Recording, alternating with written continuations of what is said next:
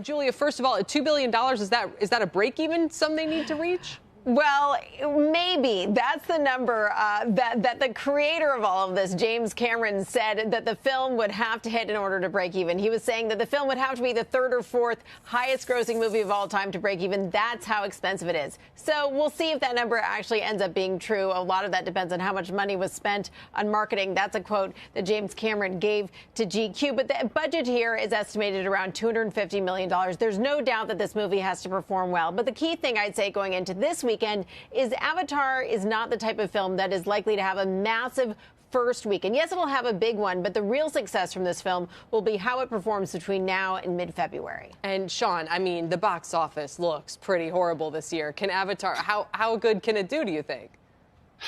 Well, Top Gun Maverick did $1.5 billion. The thing is, Black Panther 2 is tracking about one-third behind the original film. So $2 billion, it's steep, but you want to underestimate James Cameron, be my guest. And remember, this is on 3,000 3D screens. The average ticket price for Avatar is about $2 above a usual movie at the theaters. So from a revenue point of view, it's not a matter of tickets, it's a matter of how much revenue per ticket you're getting, which is going to be inflated here, which could lift it above the Top Guns and other pictures that have come out this year. Yeah, no, in a way, I would love to see it do well because it feels like we're back to normal when people would go to the movies, and it just feels all like part of the normalization of society.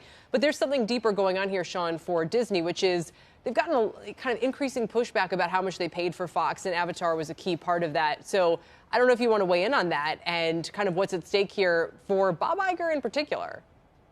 Yeah, I mean, the deal was, we're going on almost 5 years now since they bought it for $71 billion. And, what did you get? And there's, you have the India business, you have the Star business, you have FX, you have the Simpsons, you have things that's worth $71 billion. That's the big question. Not that Avatar is going to solve that. And Avatar, they've made 2 more films. So there's a lot more even running on this one. Forget the rest of Disney. Wow. They've invested a lot of money in this. And if this doesn't hit a certain metric, it doesn't look great for 2 and 3, which are already shot. So this has a lot going on just on that sense. But, Disney needs, look, no question about it. They need money, and streaming is not going to do it for them for quite some time. So this needs to turn a profit for them, definitely. And if it doesn't, Julia, or what other cards does Bob Iger have to play here?